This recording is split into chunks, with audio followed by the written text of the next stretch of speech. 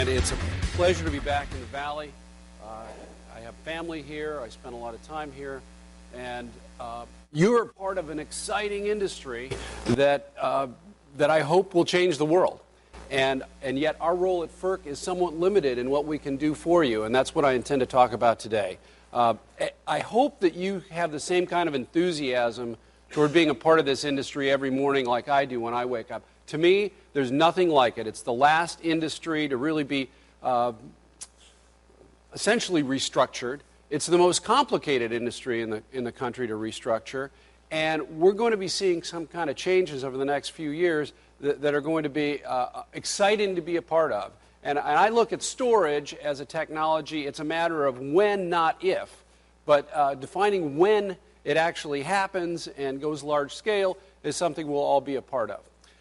First of all, I always have to give this kind of standard disclosure that as an independent commissioner, the thoughts I express today are solely my own. I don't speak for the administration. I don't speak for my other commissioners or the staff at FERC. So what that really means is you can take issue with anything I say, and I welcome that. I welcome that discussion. I welcome that kind of feedback because in my role, we sit as essentially as judges, yet we also have a policy perspective to our job. So in some cases, there are things I can't talk about because they're pending. But for the most part, the only time I get real feedback is through these filings where people say, you know, you guys are crazy trying to do this. And so any feedback I get, I welcome, positive or negative.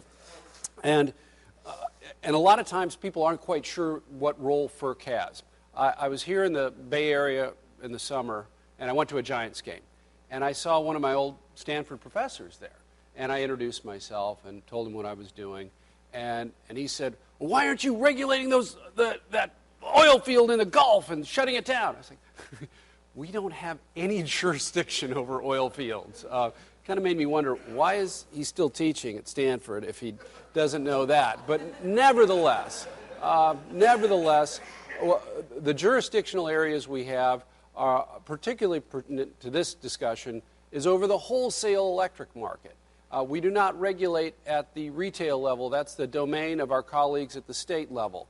And in this case, the California PUC, or in some cases, if you're from a consumer-owned utility, the board of directors of Modesto Irrigation District or Los Angeles, such as other public power entities in the state. So part of what makes this issue and the sets of issues so challenging, and it's something that I think in the Valley sometimes is not fully understood, is that it's a labyrinth kind of regulation between federal policies, both legislative and regulatory, and also at the state and local level. Plus you have the incumbent utilities involved, and each of those utilities usually has a different mindset. Either they're open to new ideas, or they're closed, or they're somewhere in between. And so you can have the best idea in the world, but if you don't have the regulators on board, and if you don't have kind of the power delivery people on board, that best idea can be shelved or perhaps not reach its full potential because of the strange role of regulators, the multi-layered Byzantine, as someone called it, energy regulatory system. Nevertheless, that's what we're dealing with. So as long as we know what we're dealing with, I think it improves our chances for success. I've been on the job for 4.5 years. I've got 4.5 years to go if I go the full term, and it's been a really fascinating, particularly last 3 years, I'll say. If you go back to the summer of 2008, we still really had kind of a booming economy. We hadn't had the financial crisis yet, and we had energy prices that were all-time records, through the roof. What was oil? Over $160 a barrel. Natural gas was at 14 MMBTU, highest ever. And people were mad. They were mad at regulators because they didn't like the high prices. They were mad at politicians because they thought they were partly to blame for high prices. The world economy was booming, and energy prices reflected that. And it was tough to be a regulator in the summer of 2008. But a lot of things were in play that have changed significantly. And what I want to leave with you today is a sense of enthusiasm for this industry, storage, but I also like to be realistic. And the realistic challenges are that we have a little bit different situation than we had 2.5 years ago. Partly in response to the fact that the economy was slowed down, but due to a number of other factors as well, largely natural gas prices falling. We had wholesale electricity prices fall in this country between 2008 and 2009, 50%, in almost every market. Sometimes it was 46, maybe it was up to 52. But when you consider wholesale prices dropping in half in 1 year, of course we don't have the 2010 figures yet, although it hasn't gone up much, that makes for a very different environment in terms of alternative technologies being able to penetrate. I mean, that is just a fact. And what's pushing a lot of this, in my opinion, is, and I'm sure many other people share this opinion too, is that we've had this quiet revolution in the Northeast of shale gas that has come out of the Marcellus Foundation, largely Pennsylvania. It's the Appalachian Mountains, but you're really seeing it happen in Pennsylvania, where this incredible amount of gas has just suddenly come onto the system, and it has had worldwide implications for the price of natural gas. I was looking at the numbers yesterday, and here we are in the dead of winter, and the national average is something like $4.16. And the dynamics of these wells are interesting in that a lot of gas comes out early, and the leases are a factor. But I think what you have to conclude from this, or at least what I would conclude, is that we're looking at pretty long-term sustained low to moderate gas prices. Of course, I could be wrong tomorrow. We could have something happen with a supply disruption, and the more we get dependent on gas, the more we'll be susceptible to price spikes. But I think realistically, if you look at some of the futures numbers out there that are traded either at NYMEX or on the Intercontinental Exchange, we're looking at a decade, perhaps, of relatively moderate prices, which, again, is not necessarily great news for emerging technologies. But I think if we're realistic about it, it's a better position than being falsely optimistic. So the other challenge is, again, 2.5 years ago, we thought there was a fairly good chance that we'd have a national price for carbon. I think that's very unlikely now. We don't have a national renewable portfolio standard, which I think if we'd have had one, and I'm on record supporting it, would have at least pushed renewable technologies forward. And I would say they would bring along a lot of other technologies as well. And right now, unlike a year or two ago, I don't think there's going to be another round of stimulus funding or an equivalent of ERA funding again.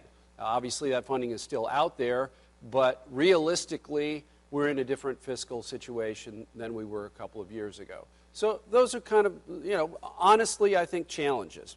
On the other hand, we at FERC have been doing our part, I would argue, to make sure that at least we're doing everything from a wholesale level that allows the storage industry to continue.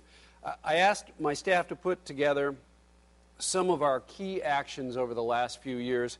When we first started dealing with this was the Lake Elsinore pump storage project, also known as LEAPS, and that kind of set out how we would deal with operational control and how we would treat pump storage as a transmission asset. It was kind of, it kind of set us rolling into where we're going now.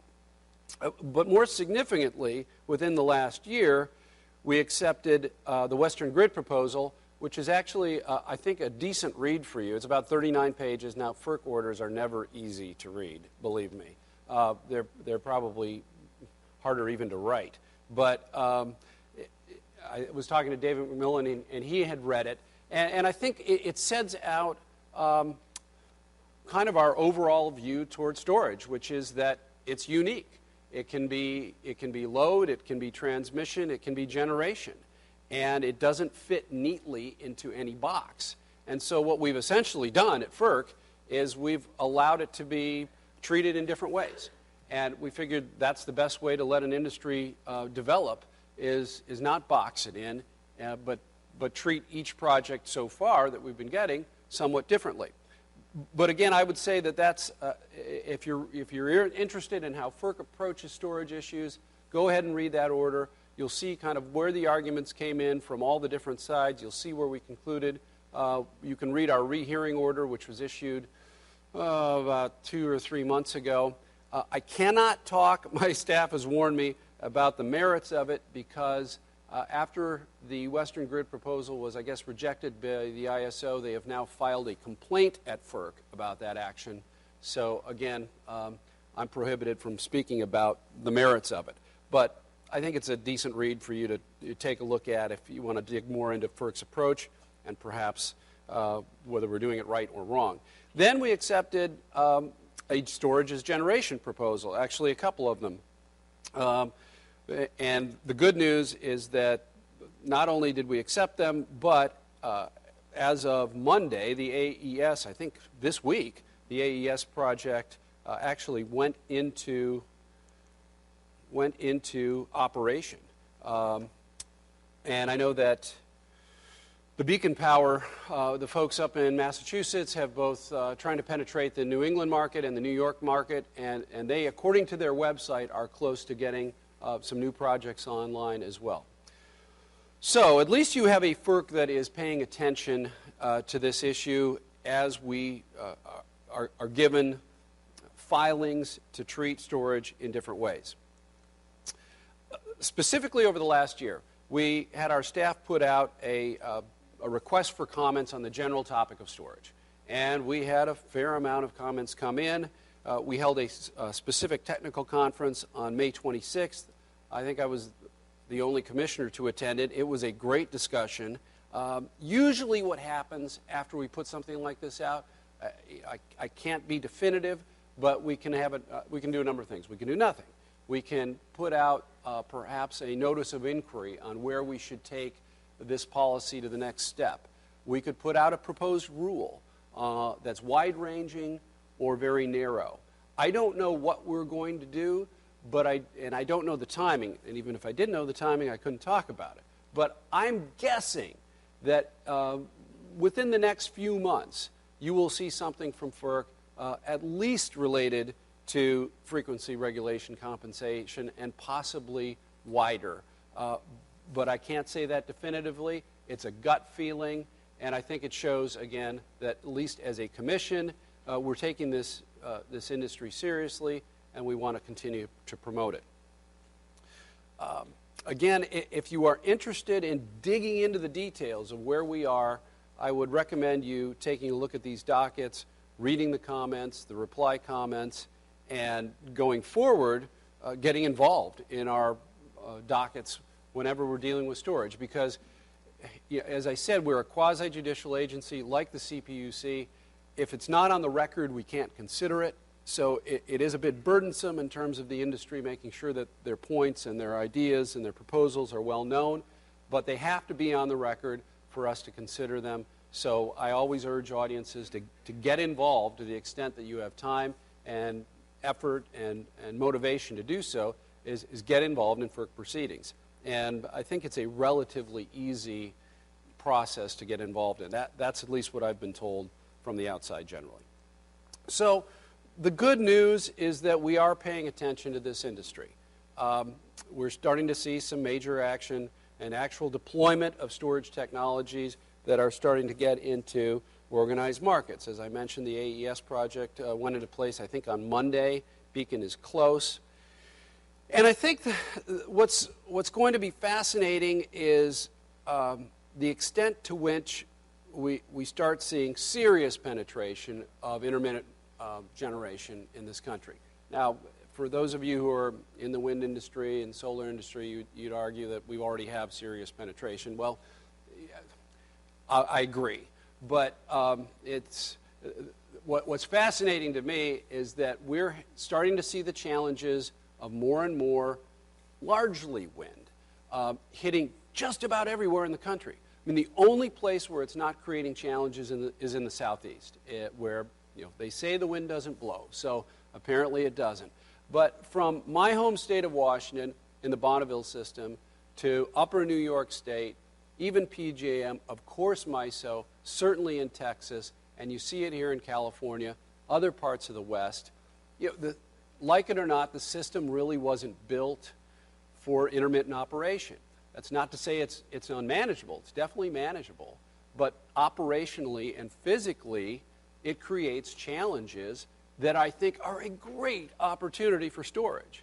And in fact, storage is really what we're going to need, in addition to some more transmission, to deal with it. And from my perspective, I'm not a system operator, but it's been kind of manageable up to now. But it's getting more and more challenging as more wind comes on the system. And I look back to my home of the Pacific Northwest, which has historically been hostile to competitive wholesale markets. Part of it is out of kind of an old paranoia that California was out to steal all the cheap hydropower in the Northwest. And the reality is that there have been seasonal exchanges for decades that the Northwest needs California power in the winter and California needs Northwest power in the summer. And that's been going on forever. But it largely comes out of the crisis in 2000 and 2001. Well, what's interesting is here you've got the Bonneville system, which Bonneville basically has the transmission system in the Northwest with a few exceptions. And you've got developers coming into the Northwest system because it's relatively easy to develop a wind farm there, sell the REC credits down here to this market, which are lucrative. And of course, with the production tax credit, there's no incentive to stop producing. In fact, the incentive is to keep producing, regardless of whether the power is needed or not. It's a hydro-based system, which you'd think would have the equivalent of kind of storage counterparts to ramping issues. But the reality is that a retired federal judge under the Endangered Species Act runs the river system in the Northwest. So you don't have the kind of flexibility that you might think from an outsider would be there with the world's largest hydro system. And so all this wind on the Bonneville system is driving Bonneville crazy. They're having a really hard time managing it. They've been up to Capitol Hill concerned, talking to politicians about the fact that if they have high water and wind, they call it high water, high wind, it creates some serious operational challenges where they're going to be looking at shutting down wind. And obviously that's not good for wind because you don't get your production tax credit if you're shut down. And so to watch what's going on up there, I think is very interesting from a renewable policy perspective. But it's also one where it's kind of a ripe opportunity for storage to help out. And I did mention to Bonneville that they should take a look at some of these storage technologies, and I believe they followed up on it because of the fact that they're facing this sooner rather than later. And for those of you who've not made a sojourn there, or at least looked into the possibility of that as a market, I would urge you to do so because it's happening so quickly and they're approaching it in kind of a desperate way. And it is going to spill over into politics. You're going to see reaction on Capitol Hill to the fact that, again, the Northwest perhaps is saying, why should we pay for either transmission upgrades or why should we pay for wind we don't need in the middle of the night, or why should we pay for anything when we really don't need the power and it's going down to the California market. So something I think to follow. And yet, again, it's a great opportunity for storage to develop a market. And the other thing that I think you should watch for is a frequency study that FERC asked Lawrence Berkeley to do in May of 2009. We expected the results of that. This is nothing against Lawrence Berkeley. We expected the results of that in 6 months. And here it is more than 18 months later.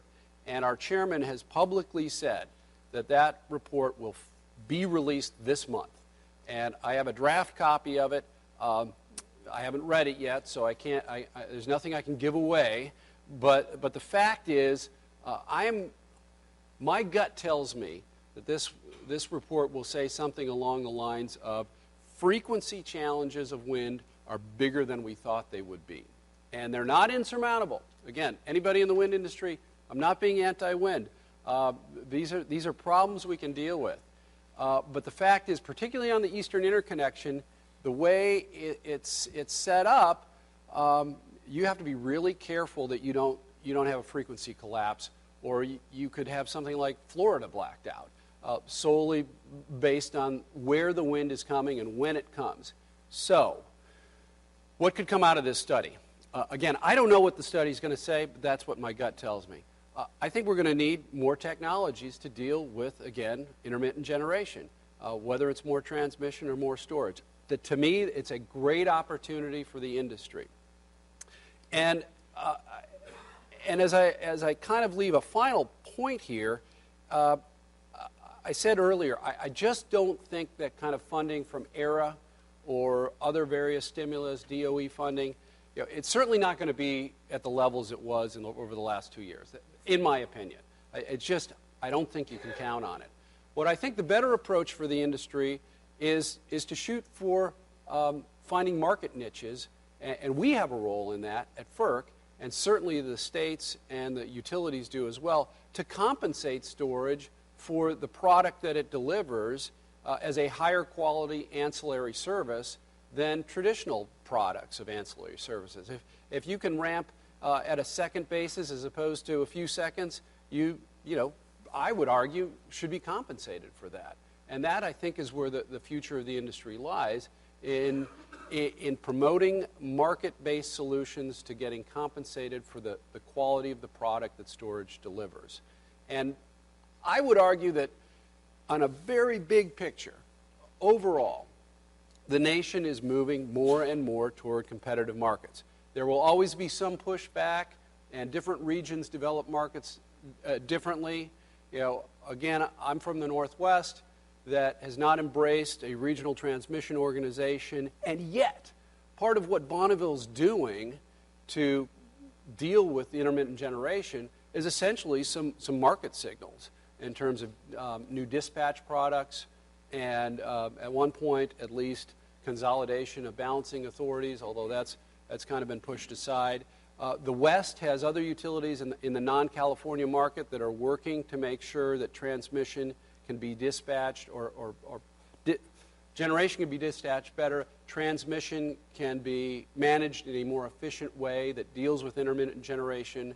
FERC put out a rule related to 15-minute scheduling, again, to make it a little easier to get to deal with the ramp rates of intermittent generation.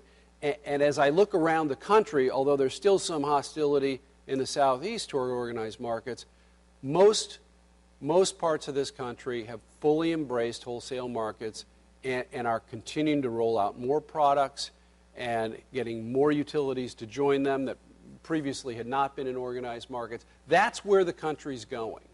And in California, you've got battles, probably hand-to-hand combat battles as to how the market is going to evolve, but you've got to be in the middle of those so that you make sure that alternate technologies, storage technologies are a viable option as part of a market that you get properly compensated for. So with that, I hope that's a sense of optimism with realism involved.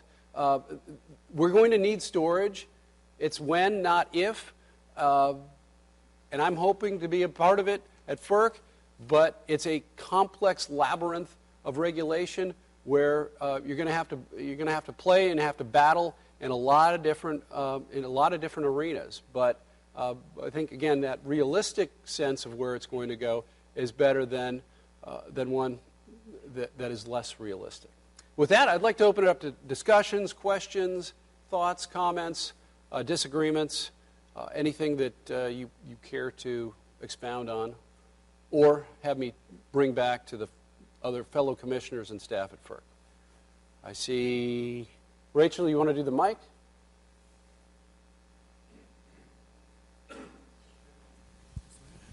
Thank you for a very interesting discussion. You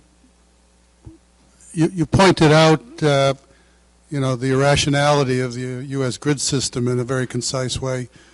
Why does FERC have such difficulty incorporating storage as a technology as opposed to it has to say storage is transmission or storage is generation when it's not? I mean, it's like saying we have resistors and inductors, but a capacitor has to be a resistor and inductor. It can't be a capacitor. Well, the larger answer is that as a nation, we've decided to let regions go and evolve in terms of their markets, market by market. There was an attempt in 2003 to get kind of standardized market design at FERC. You may have heard about it. It was from our former chairman, Pat Wood. And despite the benefits of that, there was a lot of hostile reaction throughout the country towards standardized market design. This was before I was at FERC. But we essentially allow regional markets to develop their own rules or through a stakeholder process and then come to us. And in the case specifically, what you mentioned is we didn't want to box in storage into a specific category. We wanted the industry to have flexibility, and yet it is kind of a unique product that doesn't fit in very well. But we kind of have to respond to what's proposed to us in a filing, and I think actually we've made a good call in allowing the industry to try and define itself in a way that best fits an individual project. Someday we might have to be more standardized than that, but now I think that's a good position. Okay. Interesting that one of your slides talked about the ISOs were not supposed to take over operation of things like pump storage plants, like right. LEAPs. Yet where the ISOs tend to be going now for limited energy storage devices that are going into the regulation market, they're taking on the role of responsibility and risk of managing the amount of energy in those storage devices and changing their regulation signal and so forth for that. And some ways, I guess you could argue that it also goes into, as they manage that amount of energy, it does go into the market optimization parts of it. So I'm curious your thoughts, comments as to, is this the right direction? Are we on the right track? Is it unique to limited energy storage devices versus large pump storage plants? Well, I think it's pretty early, and we have a lot to learn about it. I think that if we have a more vibrant market, that the ISOs can kind of back away from some of that involvement, but we're not there yet. And again, hopefully we'll see something out of New England that they propose to us, and we obviously have something in New York right now. PJM's working on it, but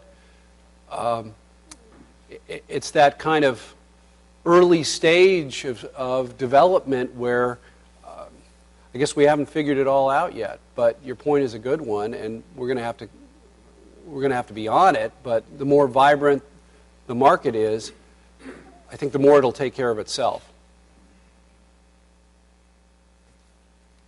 Ed Castle, Megawatt Storage Farms. First, I'd like to applaud your emphasis, terrific speech, but applaud your emphasis on market solutions for storage, and also applaud your decisions to treat storage both as a generator and as a transmission asset. My question is that if an entity files to propose storage as a transmission asset, yet it has generation-like benefits, can they account for those in competing against, say, a wires project that wouldn't have those benefits? And same would go for a generation project that might defer or eliminate the need for new transmission projects. Can they account for that in some other way and perhaps get partial compensation out of the storage, of the transmission rate base? Well, that's a great question, and then it starts getting complicated as to, if you're a generation asset being regulated differently than a transmission asset. And again, we go back to Western Grid, and it was very specific what they asked for. They did not want to be considered generation. I think we've been flexible in how we dealt with a couple of the other filings as well. But that's where it's going to start getting a little messy. But it's an asset that's providing a benefit, again, that should be compensated. And that you get blurred jurisdictional lines as well. I think one of our major efforts that I didn't mention was we had Order 890, which again, this is FERC speak, so unless you're really into it, why would you know what that means? But we required regional transmission planning through all the regions, and regardless of whether you're in an organized market or not. And one of the things that we required was, as part of transmission planning, alternatives to just building new wire. And we're kind of still early in that process. You know, this industry moves relatively slowly, but the good thing is that people, you know, we put it on record that alternatives to actually new construction of transmission have to be considered. And that's, again, I think good for the storage industry, although we're still pretty early. We're really in the first iteration of those plans that are coming in. And then the entire issue of transmission, which I really didn't touch on a lot, is very controversial. We've been kind of waiting for Congress to come up with an energy bill over the last couple of years that would clarify the role of transmission, or FERC and transmission in the country. Again, I don't expect you to know this, but if you're building a natural gas pipeline across the state lines, we're the ones that will give you a certificate for it. And so we essentially have siting authority for interstate natural gas pipelines. Now, it's different because they get buried and people forget about them until they blow up. But you know, that was a local distribution problem. But for the most part, it's pretty easy to site a gas pipeline. I would argue the system works. We always change the routes based on public input. But on transmission, we have basically no authority to site electric transmission in this country. There are a couple of corridors where we theoretically have the ability to do it, but we had a U.S. Fourth Circuit decision that gutted the little authority we had. So transmission is tough to build, especially if you have to cross state lines. And we've been waiting for Congress to address it. They haven't been able to. And so we went out with a major transmission rulemaking in June that would deal with the issue of regional cost allocation, of who pays for these multi-state lines. Very, very controversial, because everybody's like, I don't want to pay for it when you're getting the benefits. And it's really hard to quantify. And yet the benefits to consumers to either reduce congestion or get more renewable power in or increase reliability, the benefits are huge and the cost is relatively small on the consumer's ultimate bill. The other issue we took on in that was the right of first refusal, which is the concept being that incumbent utilities have the right to build transmission projects first. They have the right of first refusal if there's something out there. Very controversial because I'm not so sure that right ever existed, and so I was a little concerned that we were creating a right. But a lot of utilities don't want to give that up, and the competitors say, well, you know, unless we have the ability to come up with a transmission solution, which could include storage, then they're going to steal our idea and do it when it was our idea. And yet utilities, they protect those substations for good reason. You know, they just don't want anybody in their substations. So a very controversial issue. I think it does tie into the future of storage. How we're going to deal with it is I'm still not sure, because as I mentioned earlier, we have to base things on the record, and the record's a little thin in terms of people commenting on supporting us for taking on this right of first refusal. But again, if you're into the weeds of what FERC does and how it's going to affect storage, watching where our transmission rulemaking goes could be critical. And what I don't want is for that to end up in 5 years of litigation, of uncertainty, where it stops everything. What I want is competition in transmission. I'm just not sure how we best do that. But storage should be a part of that discussion, and I think we'll make it a big part of the discussion going forward.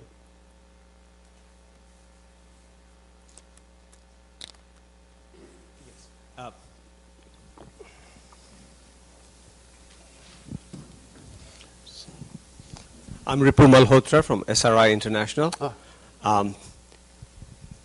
Hope you can help me understand a little bit here. On one hand, I saw your emphasis on relying on market forces, which is good. Like that. But in the beginning, we also saw that for the next decade or so, with gas surge that has been there, the electricity price, the wholesale prices being already half of where it was. And to begin with, all the renewable power is generally much more expensive. And to scale that power up to any reasonable size, you need to add not only to the generation capacity, something about storage, something about transmission, something about the smart grid. All these are factors that will keep adding to the price. So if we strictly rely on market forces, I'm afraid we will never get there. So, and if we want to have the renewable portfolios or things like that that have to be the impetus for building this renewable power, then I think we need an informed debate about the real costs, because a lot of these costs are incurred only when we try to have intermittent power sources scale to large numbers. And I don't think that discussion is happening. Well, I guess you're probably right.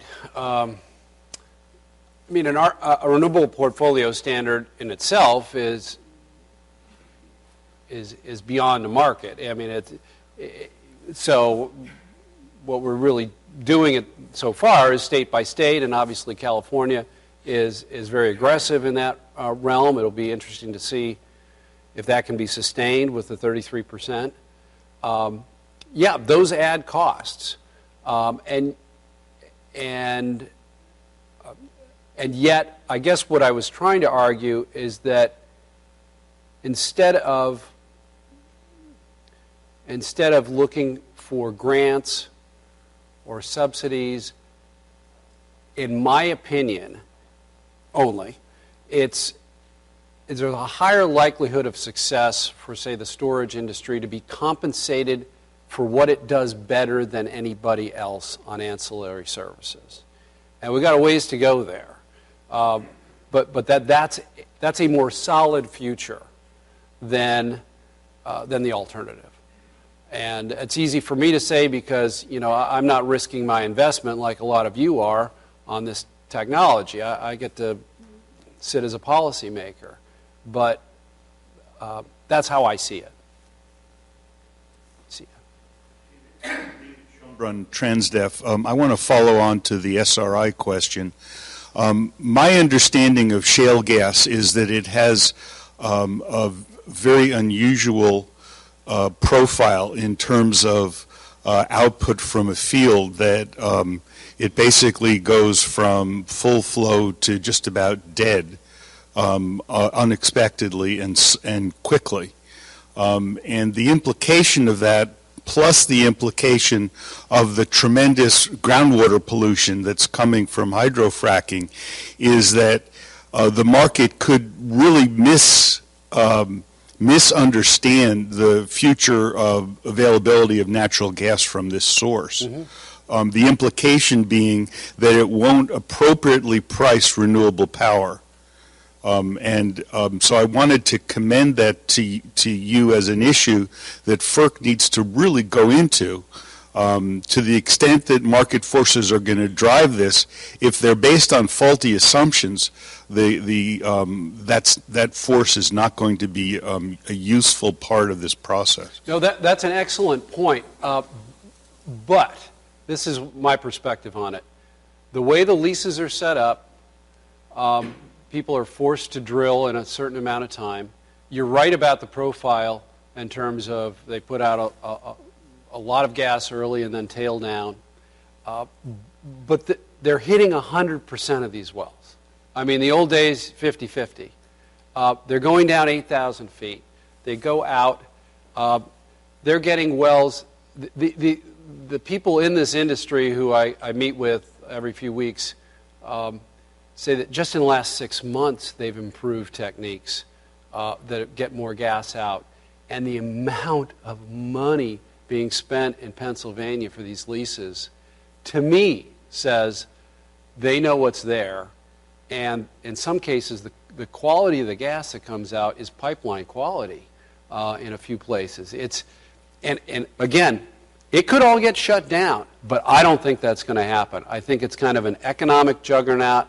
I think the people who really know what they're doing make sure that these wells have the right integrity so they don't contaminate the groundwater on the way up. New York City may lose Well, there's a... That's how serious this thing is. Well, I mean, there's a ban in New York right now, but the governor's talking about lifting the ban because he sees how much money is going into Pennsylvania.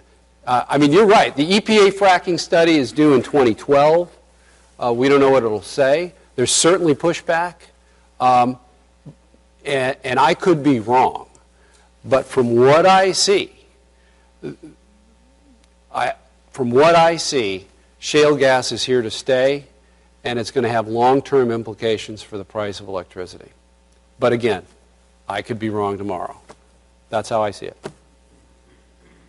It's not meant to be an environmental judgment. It's meant to be a judgment from what I see from all the different sectors of the energy industry. And we have, and even if shale does go away, we've seen such an expansion of underground storage in the last few years. It seems to me I vote on a new storage cavern every week that has several billion cubic feet. That in itself is a moderating force in the gas industry that was there 10 years ago, but not to the extent it is now. And we have a much more vibrant pipeline system now than we did even 10 years ago. And to me, again, I could be wrong, but it speaks to a more long-term stability in gas prices that will affect electricity prices.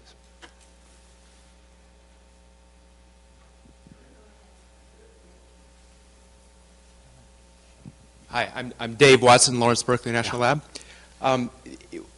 Some of our research has shown that fast automated demand response can fulfill some of the benefits of storage with regard to integration of renewables. And the FERC report in 2010 also mentioned open ADR and some of the automated demand response that we've been working on. Traditionally, demand response has been day ahead or several hours ahead, but the innovative stuff is seconds or minutes ahead. Mm-hmm. And I'm just wondering, from your perspective, if so I'll back up. From our perspective, it appears that there's some overlap between the benefits of storage and fast automated demand response. And I would like to ask you if that's on the radar, and just if you could give me some insights into demand response within FERC. Demand response is a very exciting issue at FERC right now because we have a proposed rule that's out there and being debated within FERC and outside of FERC as to how do we compensate it in the organized markets.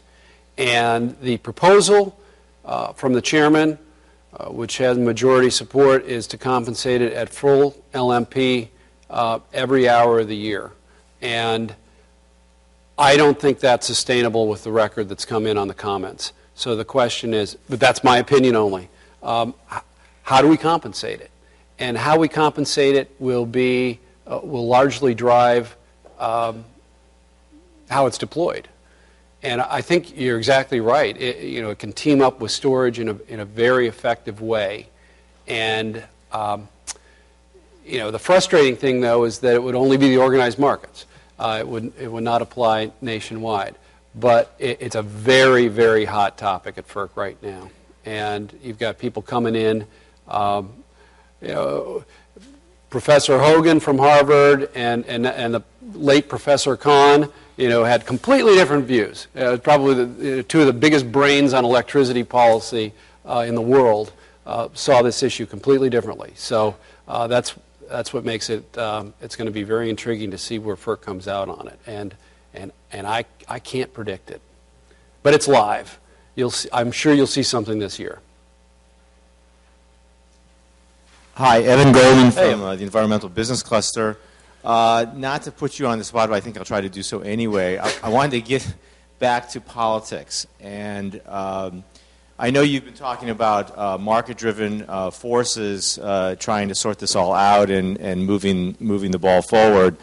But nonetheless, I'd like to get your view on really what is sort of the real politic, where you think things can go or lead us, because, I mean, maybe I'm already expressing my personal bet. I think without that, it's a very complex, highly regulated industry, and these solutions require, federal involvement, federal probably preempting state states to a large extent. These are very sensitive political issues, not to mention just the whole issue of alternative energy challenging an incumbent fossil fuel industry. So if you could maybe comment on that. Please. Well, my feeling is that I wouldn't lay money on an energy bill being passed by the Congress and being signed by the President.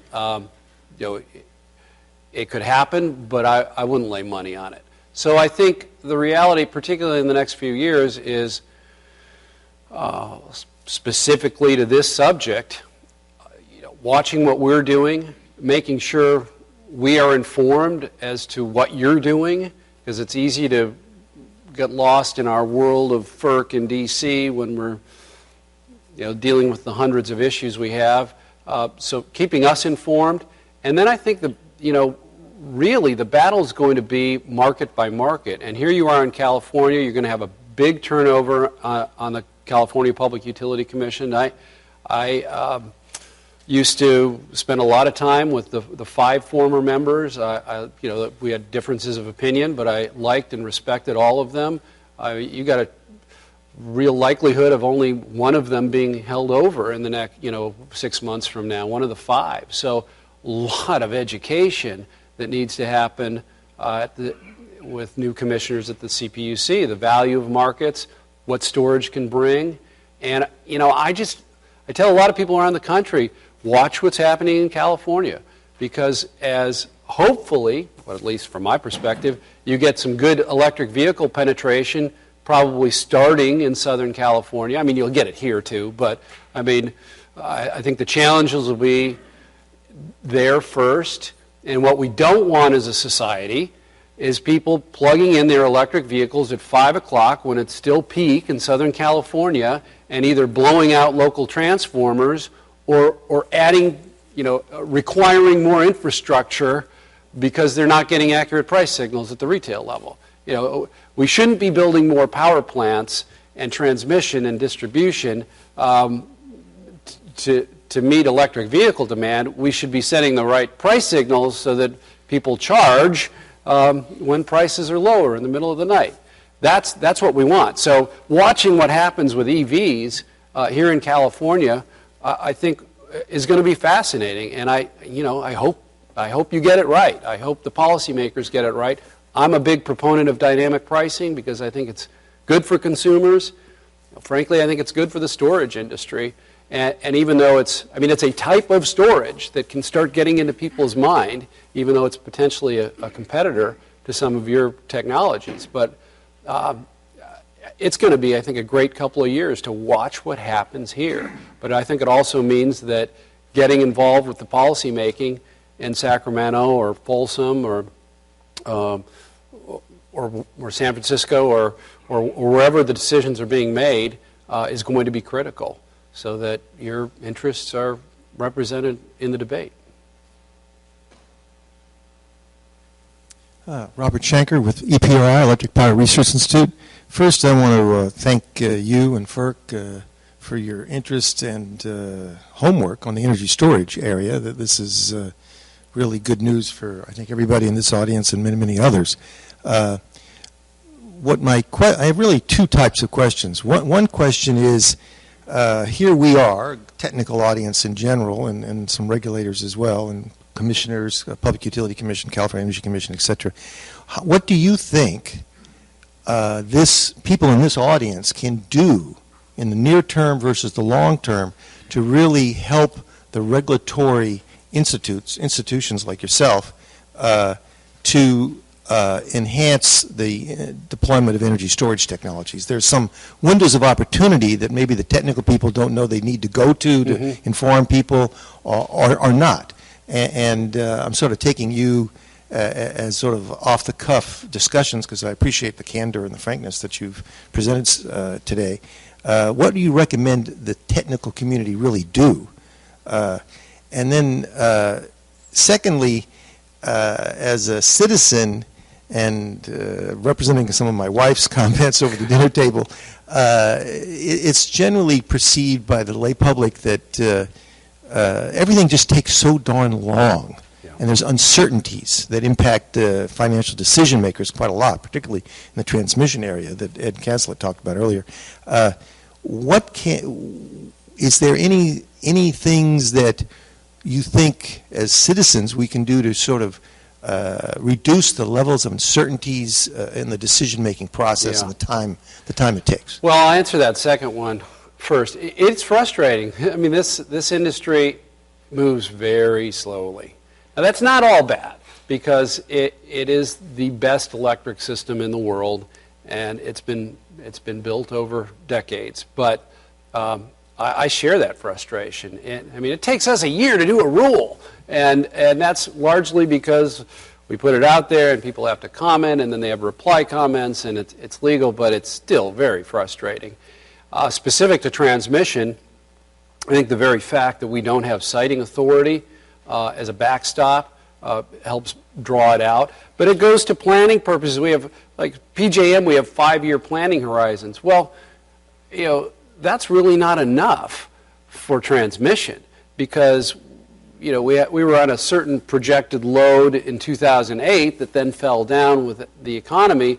Lines that will still be needed, I would think, have fallen off the map solely because of a year or two's worth of stagnant demand. But those lines are probably going to be needed, along with other technologies, to assure that there's enough power in the Washington, D.C. region. So I'm not sure I can help you a lot on that, other than to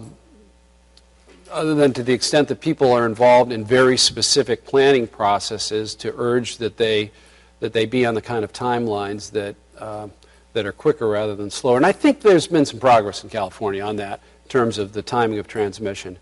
I guess your first question, though, is what can you do individually or as companies?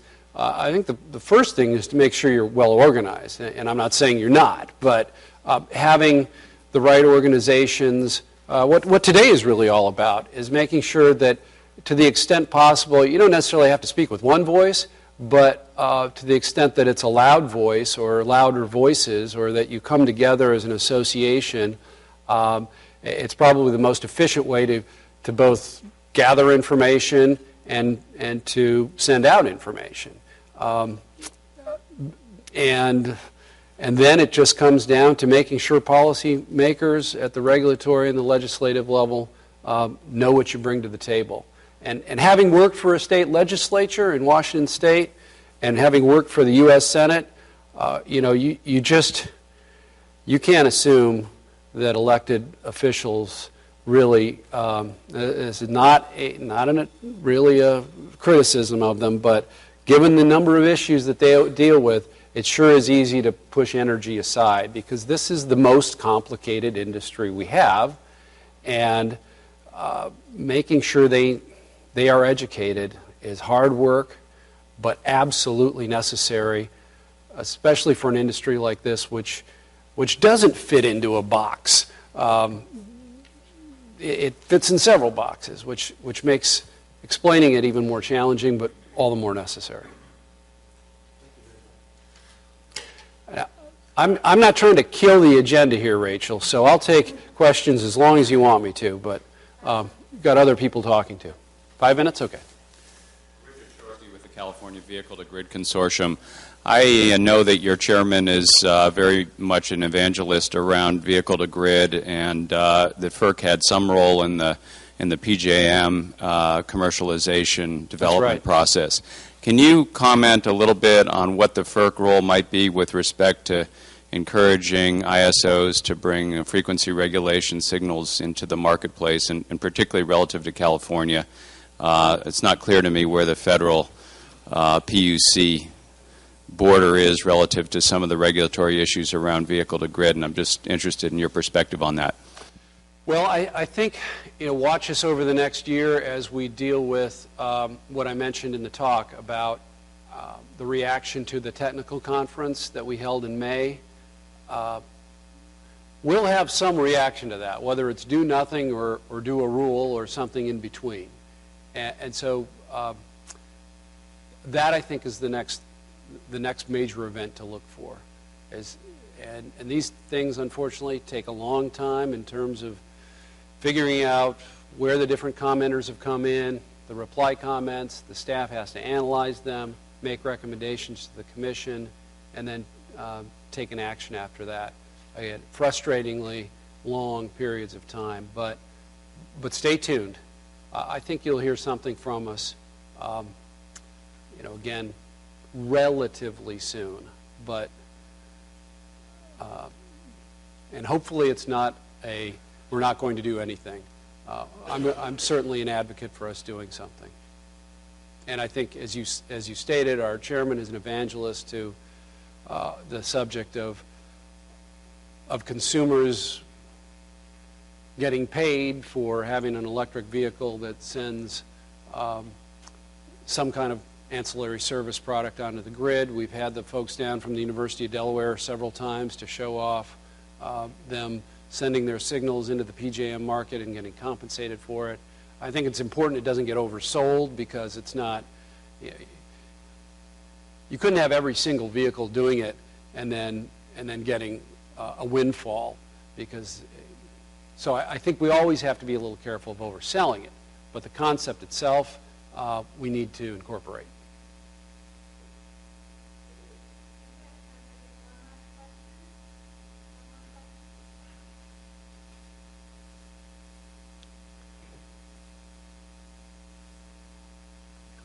Technology guy. I am Takuma Amano. I'm energy financial consultant based in Tokyo, and a lot of Japanese investors are interested in investing U.S. energy market, especially electricity market. And what I would like to see on behalf of Japanese investors, probably not only Japanese investors, but also probably maybe Middle Eastern investors, is that if federal government, I understand federal government is giving a lot of subsidies to various batteries, but instead of giving subsidies, you just set up very high return on investment for battery system, which is used in the electricity system. Then most of investors are coming to the United States to get higher return of equity or investment, and they are willing to take risk of which battery they are going to use, whether it is A123 or whatever batteries. So from non-U.S. investors' viewpoint, what we would like to have is, instead of U.S. government subsidies, what we would like to have is higher rate of return to be approved by FERC.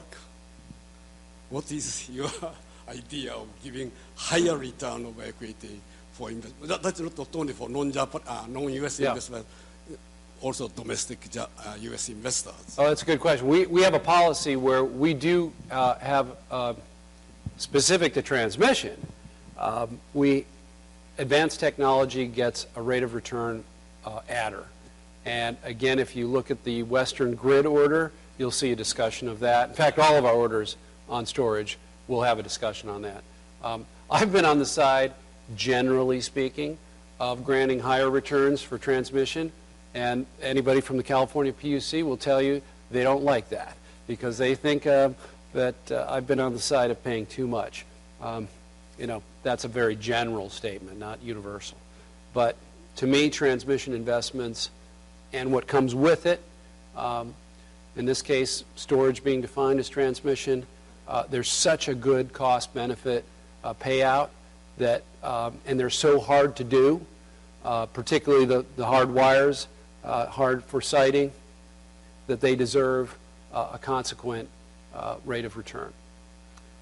But generally speaking, I think FERC has been very good about granting a bonus rate of return for advanced technology. And I don't see that changing. That's, I think, a pretty solid policy of ours.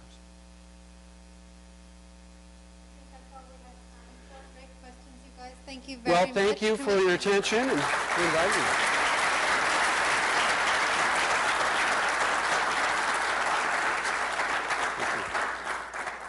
I'd like to invite up our